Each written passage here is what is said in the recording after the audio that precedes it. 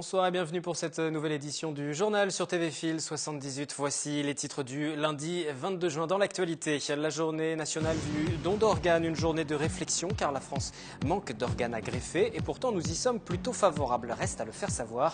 En plateau, Laurence Clénet, coordinatrice des prélèvements au centre hospitalier de Poissy-Saint-Germain. Vous entendrez aussi le témoignage d'une personne greffée du cœur. Nous ouvrirons aussi au cours de ce journal un dossier thématique autour de l'Europe. Dossier à suivre tout au long de la semaine. Il sera question aujourd'hui de l'année du développement durable. Et puis retour sur l'édition 2015 de la Fête de la musique. Nous revivrons ensemble l'ambiance de Versailles, Montigny-le-Bretonneux et Voisins-le-Bretonneux où de nombreux groupes se produisaient. Cette information pour débuter, l'appel à une nouvelle mobilisation de l'association des parents d'élèves indépendants de Trappes, l'UNAP. Elle réclame le maintien de l'étude et la gratuité jusqu'à 16h30 pour la rentrée à partir de septembre. Une manifestation est prévue dès ce soir avant le conseil municipal aux alentours de 19h. La mairie évoque un problème d'effectifs mais aussi de compétences des animateurs pour maintenir ce temps d'étude. Plus de détails dans notre édition de demain mardi. Aujourd'hui, 22 juin, c'est donc la journée nationale de réflexion sur le don d'organes, une journée voulue par l'agence de biomédecine face à un constat. La France manque d'organes à greffer. Pourtant, les Français sont majoritairement favorables à ce don d'organes. Ils oublient tout simplement d'en parler ou n'osent pas évoquer le sujet avec leurs proches. Nous en parlerons dans un instant, vous l'avez vu, avec deux invités. Auparavant, regardez ce spot publicitaire pour le don d'organes. Le bon moment pour dire à vos proches si vous êtes ou non pour le don d'organes, c'est maintenant. C'est maintenant parce que vous n'êtes pas en train de courir. De raconter une histoire, de travailler, de vous balader ou de braguer. Non, vous êtes là, tranquille, devant votre télé, en train de regarder une pub. Et comme une carte de donneur, ça ne suffit pas, maintenant c'est vraiment le bon moment pour dire à vos proches si vous êtes ou non pour le don d'organes. Après, vous pouvez toujours attendre, mais ce serait dommage, car vous serez peut-être en train de passer le plus beau jour de votre vie. De rater votre bus, de sympathiser, de rompre, de recommencer, de ramer, ou de sauter. Don d'organes, il suffit de le dire. Maintenant. Je reçois en plateau à présent Laurence Clénet, coordinatrice des prélèvements d'organes et tissus au centre hospitalier de Poissy-Saint-Germain, et Jean-Jacques Miska. Bonsoir à tous les deux. Vous avez été greffé du cœur. On va commencer avec vous pour faire un point peut-être sur la situation. Aujourd'hui, il manque vraiment beaucoup de donneurs. C'est une pénurie aujourd'hui? Effectivement, on est toujours en situation de pénurie d'organes. En 2014, il y avait environ 20 000 personnes en liste d'attente de greffe et seulement 5 400 ont été greffées. Donc c'est très bien, mais malheureusement, c'est toujours pas suffisant. On peut aussi différencier peut-être le don d'organes, parce que c'est peut-être mal compris aussi que l'on peut faire de son vivant, oui. Comme un rein par exemple, oui. Les dons d'organes qui sont prélevés en mort cérébrale. Absolument. C'est pas la même chose. Alors on peut faire un don de son vivant, donc principalement le rein et le foie, à quelqu'un de sa famille ou à un entourage très proche. Et la plupart des donneurs, environ 80%, sont des donneurs en mort encéphalique, c'est-à-dire qui ont le cerveau détruit suite à un accident de la route ou suite à un accident vasculaire cérébral, qui sont en réanimation, dont le cerveau est complètement détruit, mais dont les organes continuent à fonctionner via les techniques de réanimation. La mobilisation pour les dons aujourd'hui porte sur les deux types. Elle porte sur les deux types, et après, absolument. Mort cérébrale. Absolument. Le problème, c'est pour la mort cérébrale, c'est qu'il faut aller vite. Très vite. Et c'est le principal souci que vous rencontrez aussi, au-delà de la pénurie. C'est le principal souci et on se doit de rencontrer les proches. Nous, ce qu'on cherche à savoir quand on est dans cette situation-là, c'est de recueillir auprès des proches le témoignage du défunt. Donc c'est important d'en parler autour de soi parce que quand vous êtes en situation de don, malheureusement, vous êtes décédé et on va demander à vos proches ce que vous auriez voulu. Et donc, il faut le dire avant à ses proches pour qu'ils n'aient pas la lourde décision à prendre, juste qu'ils respectent vos souhaits. Pour aller vite, vous l'avez compris, faire part de son choix est essentiel. Avez-vous déjà fait connaître votre décision à votre entourage? C'est notre question du jour au micro-trottoir. Mais moi, je suis maintenant trop âgée pour donner mes organes, alors je crois que c'est plus nécessaire. Et j'avais même, à l'époque, il y avait une carte à remplir il y a quelques années, que j'ai remplie, que j'ai dans mon portefeuille. Et tous mes proches et mes enfants savent que, en cas d'accident, en cas de décès, je suis tout à fait pour tous les organes, pour tout. J'ai ma femme qui a fait donation de son corps à la médecine. En plus, elle a atteint d'une sclérose en plaques, donc il n'y a pas de souci. On a évoqué la possibilité, à la suite d'un accident, de ce qu'on souhaitait faire. Et effectivement, que ce soit mes enfants, que ce soit mon épouse, on est favorable, si ça peut aider. Malgré mon grand âge, c'est vrai que je n'ai pas encore abordé la question avec mes proches. Mais c'est peut-être ce soir que je vais le faire. Hein. Grand âge, tout est relatif tout de même. Peut-être une réaction, les gens en parlent finalement, on l'a pu entendre avec ce micro-trottoir, mais ça n'a pas de valeur juridique. Alors, la seule valeur juridique qui existe, c'est le registre national des refus. C'est-à-dire que si vous êtes opposé, il faut s'inscrire sur ce registre. Nous, notre travail de coordinateur, entre autres, c'est d'interroger ce registre. Et si vous êtes inscrit dessus, évidemment, vous ne serez absolument jamais prélevé. Le plus important à l'heure d'aujourd'hui, c'est toujours d'en parler à ses proches.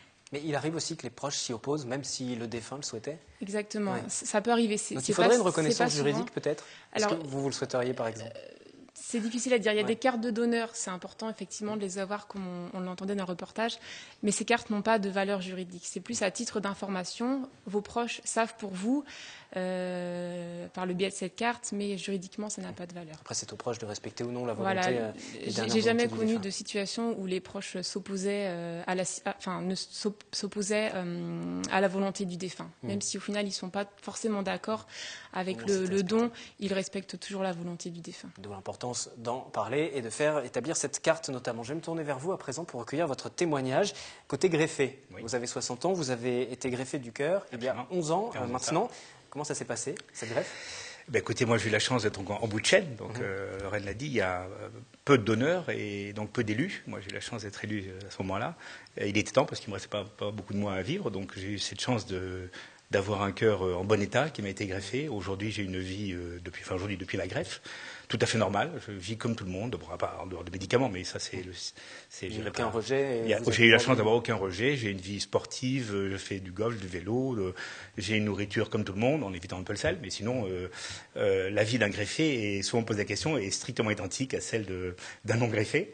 J'ai eu la chance, bien sûr, je me rends compte de la chance que j'ai eue, parce que, comme on l'a dit tout à l'heure, il y a peu de bénéficiaires. Vous avez dit que vous avez attendu longtemps? Non, j'ai eu cette chance d'attendre en fin de compte que 5 semaines, ce qui est très peu. Il fallait que dans votre cas, ça aille vite. Dans mon cas, il fallait vite parce que je l'ai su après, mais ça m'a dit après, mais il fallait faire très très vite en effet. Et en plus, j'ai une compatibilité totale entre le donneur et moi-même.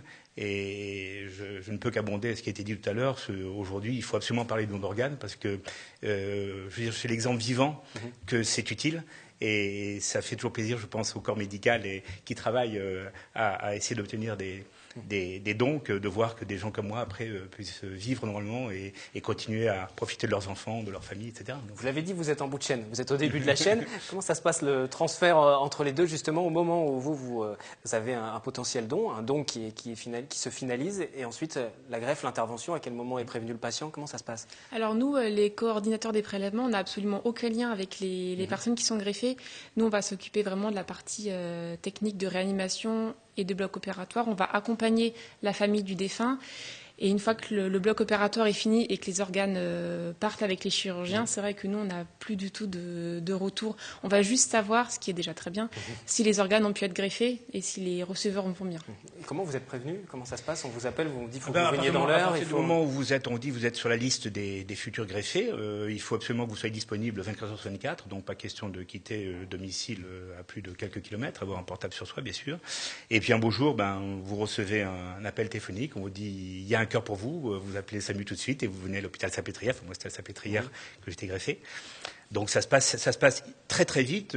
C'est un peu, vous avez un peu l'impression d'être, je dis souvent, une coquille de noix sur un bateau, sur une labière, parce que on vous prend, il y a que 10 personnes devant vous, on vous habille, on vous lave, on vous prépare, puis on vous dit vous inquiétez pas, ça va bien se passer. Et puis quelques heures après, vous vous réveillez et puis on vous dit vous avez un cœur tout neuf qui fonctionne bien et vous êtes vivant, donc tout va bien. Et il y a un autre problème par contre qui n'est pas d'ordre médical, oui. C'est la notion de culpabilité. Après. Oui, ça c'est vrai que c'est un sujet qu'on évoque souvent. Le problème qu'on a souvent les greffés, en particulier les greffés du cœur, ceux qui ont reçu un organe comme le rein, de leur vivance c'est un peu différent, c'est que nous, notre vie dépend de quelqu'un qui est mort. Donc cette dualité entre la mort et la vie, elle est ancrée en nous. Il faut vivre avec, donc au début c'est un petit peu difficile. On a quand même toujours à côté de ça, c'est la joie de vivre, c'est évident, mais c'est d'être heureux d'être vivant. Mais en même temps, on a une dette très forte vis-à-vis de la société qu'on ne peut pas rembourser, parce que quelqu'un que vous ne connaissez pas, que vous ne pouvez même pas remercier, puisque l'anonymat, comme vous le savez, est total. Vous avez une mère ou où une femme a donné le cœur de son fils ou de son mari à quelqu'un qu'elle ne connaissait pas. Donc ce bénévolat absolument fabuleux de don gratuit fait que quelqu'un au bout de chaîne est vivant, et ça c'est quelque chose de fabuleux pour la famille qui a pu donner. Et ces morts inutiles malheureusement cérébrales sont utiles pour d'autres personnes. C'est pour ça que le don d'organes est important et qu'il faut en parler encore une fois. Mais nous on vit avec cette culpabilité, mais d'un autre côté on pousse beaucoup et on était tous impatients de voir. On parle souvent du cœur artificiel de Kermat, oui, la société qui développe ça absolument. Et d'abord parce que, comme ça a été dit par Laurent tout à l'heure, il y a peu de donneurs et beaucoup de demandes. Donc le jour où on aura quelque chose d'artificiel qu'on pourra produire en grande quantité, il y aura plus de personnes sauvées, c'est quand même important. Et puis cette petite culpabilité qu'on a à côté de vivre nous par la mort de quelqu'un d'autre, on l'aura plus. Donc c'est quelque chose d'important aussi pour nous, pour les receveurs. Quels sont les mots que vous utilisez auprès des familles qui hésitent pour les convaincre? Vous leur dites justement, vous leur faites part de témoignages comme celui-ci, par exemple? Non, on leur fait pas part de témoignages parce qu'on n'en a pas souvent, donc c'est pas si évident que ça. Il n'y a pas de règle, il faut vraiment s'adapter à chaque famille. On arrive dans des situations de drame, de tragédie, parce que les morts cérébrales, c'est des morts brutales, donc on arrive toujours dans des situations très compliquées. Il faut vraiment s'adapter à chaque famille, à chaque personne. Les proches des défunts ne ressentent pas forcément les choses de la même façon, dans les mêmes temps. Donc voilà, il faut croyances, les convictions aussi, exactement, la religion. Il y a les croyances, les religions. Il y a des familles qui demandent du temps, d'autres qui en demandent moins. Voilà, il n'y a vraiment pas de règle. On s'adapte vraiment à chaque cas, on essaie de faire au mieux et ça se passe toujours bien. Et on les accompagne, quelle que soit leur décision, on n'est absolument pas dans le jugement. Il y a des gens qui acceptent, d'autres qui n'acceptent pas. Voilà, c'est comme ça. Notre rôle, c'est aussi de les accompagner jusqu'au bout. Et il faut aussi respecter les décisions de chacun. Juste pour conclure cet échange, j'aimerais qu'on parle des autres dons. On a parlé du don du cœur, de ces organes vitaux. Ouais. Il y en a d'autres aussi. Les tissus, par exemple. Il y a les tissus, on n'en parle pas beaucoup. On parle beaucoup des dons d'organes, comme chacun sait, le cœur, les poumons, etc. Il y a aussi les tissus qui sont importants. Donc les tissus, c'est les cornées, l'épiderme, les os et les valves cardiaques. C'est la même urgence? Ça se passe de la même manière? Ça se passe de la même manière, exactement. À part que les organes vont être greffés directement, les tissus, ils vont partir dans des organismes de conservation et ils seront greffés quelques jours, voire quelques semaines plus tard. Les gens ne savent pas trop que ça existe, donc c'est important aussi de s'exprimer sur les tissus. On s'exprime beaucoup sur les organes. On peut vouloir donner ses organes, ne pas vouloir donner ses tissus. Chaque décision est respectable, mais il faut en parler aussi. Le don, tout simplement, pas uniquement le don d'organes, mais le don dans son ensemble. Journée aujourd'hui de réflexion autour de tout cela. Faites part de votre décision autour de vos proches, auprès de vos proches. Merci à tous les deux. C'était la journée aujourd'hui de mobilisation. Faites part de votre décision. On regarde un dernier spot de sensibilisation. Maintenant, vous n'êtes pas en train de danser le hip-hop. Alors c'est le bon moment pour dire à vos proches si vous êtes ou non pour le don d'organes. Don d'organes, il suffit de le dire. Maintenant. Nous reprenons le cours de ce journal pour évoquer le handicap. Depuis 2011, la marque Carrefour s'engage pour l'enfance et organise chaque année les boucles du cœur dans toute la France. Chaque magasin soutient l'association mise en avant à l'échelle nationale ou une association locale de son choix. Elle invite les clients à participer aux animations proposées. Cette année, le magasin de Voisins-le-Bretonneux a choisi de soutenir l'association Anaïs du rêve à l'espoir. Pour clore ce partenariat, le magasin a organisé, vous le voyez, un lâcher de ballons ce samedi. L'association, elle a été créée il y a 2 ans pour ma petite fille qui est handicapée moteur suite à un accident à la naissance. Elle a manqué d'oxygène et elle a eu des lésions au cerveau et toute la partie motrice a été atteinte. Et le but de l'association, c'est de financer des thérapies de rééducation qui sont développées dans plusieurs pays comme les États-Unis et d'autres pays d'Europe, mais qui ne sont pas encore connus en France.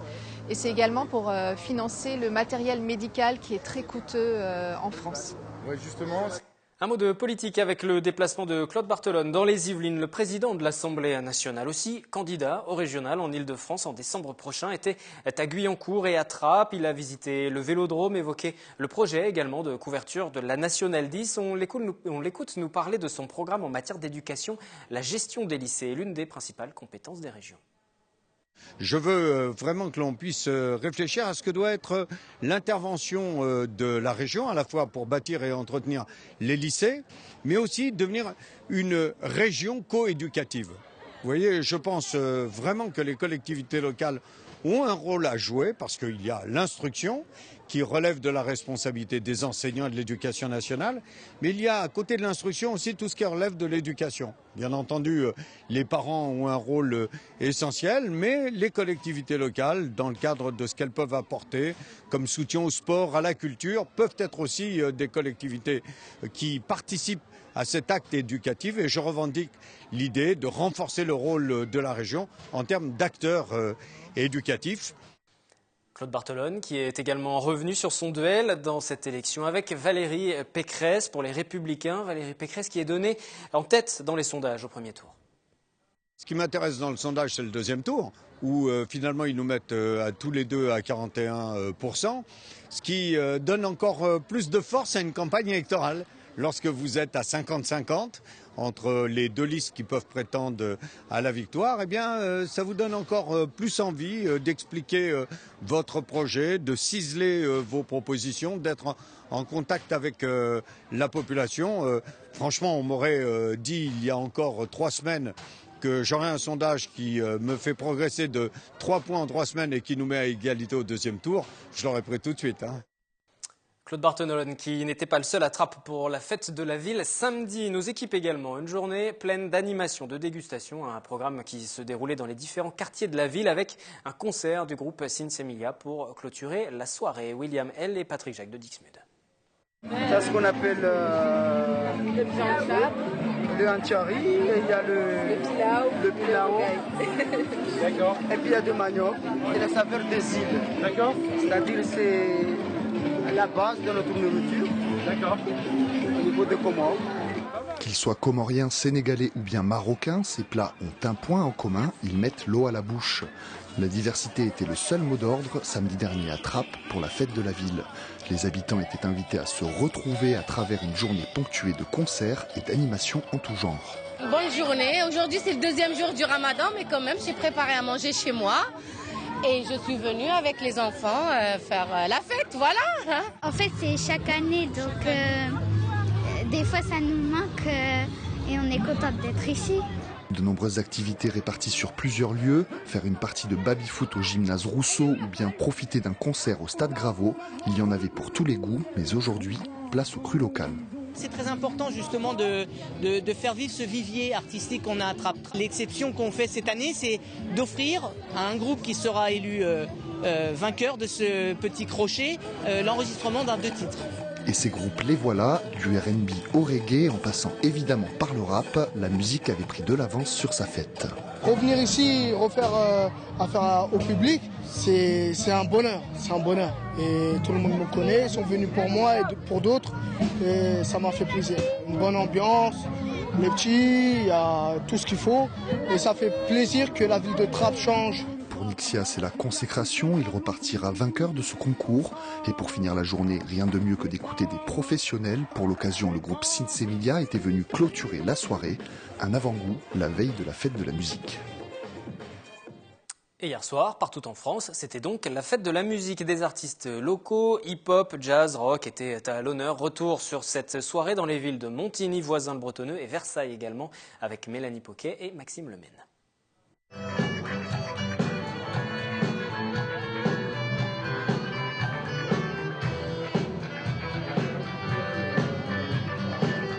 « 17h à peine et la fête a déjà bien commencé. À Voisin le Bretonneux, on joue sur le local avec Full Bazar Small Band, groupe d'une vingtaine de musiciens vicinois. Amener la musique dans la rue, en fait, la rendre à sa vraie place, parce que la musique, c'est une expression, c'est le mode d'expression de base depuis des millénaires, on peut le dire, et donc c'est rendre sa juste place dans la population. Ça met tout le monde d'accord, je pense.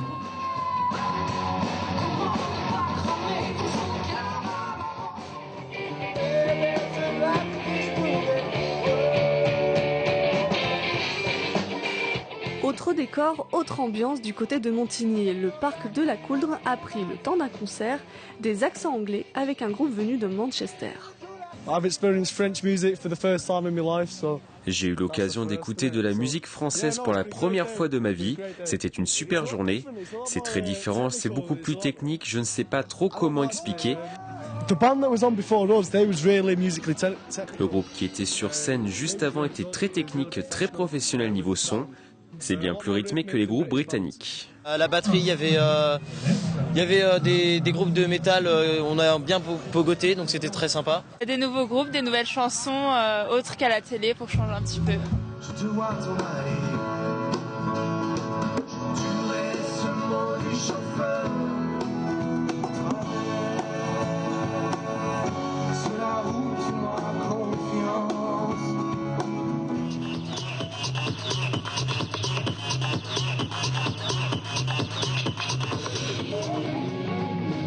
La cité royale, elle, ne savait plus où donner de la tête. Esplanade Saint-Louis, place du marché, grande écurie, parking de l'Europe, variété, électro-house, reggae, pop-rock.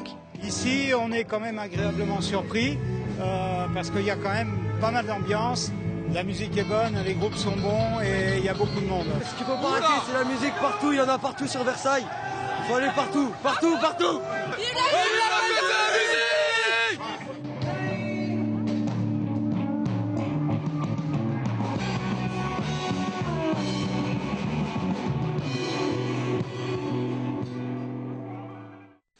On quitte le monde de la musique tout au long de la semaine dans ce journal. Nous allons vous proposer un feuilleton consacré à l'Europe. Une série de reportages pour comprendre en quoi l'Union européenne est essentielle. Premier volet consacré au développement durable. 2015, année européenne pour le développement. La priorité, l'éducation et la pauvreté.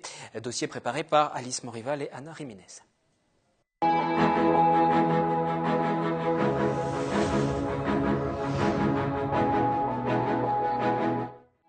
2015, une année où chaque citoyen européen peut s'engager pour œuvrer en faveur de la citoyenneté, l'équité et l'environnement dans le monde. Olivier Janouex, responsable d'Europe Direct, précise les objectifs de ce millénaire du développement. Plus spécifiquement, il y a tout un tas d'objectifs qui ont été définis, notamment dans le cadre des objectifs du millénaire du développement, qui visent par exemple à réduire le taux d'illettrisme des enfants dans le monde, ou aider à développer la croissance économique, aider à développer une croissance verte, ou réduire la pauvreté dans le monde, ou diminuer ou voire exterminer la malnutrition. Donc voilà, il y a tout un tas d'objectifs comme ça qui ont été développés pour améliorer et faciliter la vie des citoyens dans le monde. Chaque petite action, même la plus infime qui soit, c'est utile. Par exemple, donc ça peut être rénover de l'environnement, voilà, développer des espaces verts ou réhabiliter des terrains, donc pour avoir un meilleur cadre de vie. Un projet qui est de plus grande ampleur, par exemple pour lutter contre l'immigration clandestine notamment, là pour éviter aussi les drames migratoires qui se sont passés en Méditerranée, tout simplement l'Union européenne va en fait donner des fonds qui vont servir à aider au développement des pays. Diminuer le flux d'immigration grâce aux fonds donnés par l'Union européenne, mais aussi améliorer le cadre de vie des enfants et de la population. Ces objectifs primordiaux sont à atteindre au cours de cette année. En France, là, on a un enfant sur 5 qui vit sous le seuil de pauvreté. Dans le monde, on a par exemple plus de 900 millions de travailleurs qui vivent tout simplement sous le seuil de pauvreté. L'Union européenne est la principale donatrice en matière d'aide au développement. Actuellement, pour l'année 2014, elle a donné plus de 51,5 milliards d'euros pour l'aide au développement mondial. L'un des objectifs du millénaire de développement, c'était de réduire de moitié la population de personnes dans le monde qui vivaient avec moins d'$1 par jour.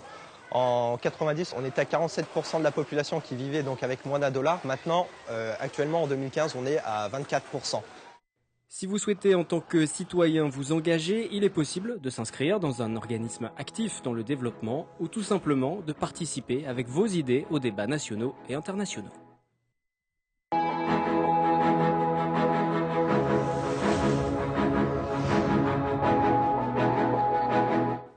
Dans un instant sur TV Fil 78, le 7-8 sport pour l'essentiel du week-end. Les rendez-vous à ne pas manquer. Cette édition est terminée. Je vous retrouve demain aux horaires habituels dès 18h pour le direct, 19h, 22h30 minuit pour les principales rediffusions. Excellente soirée.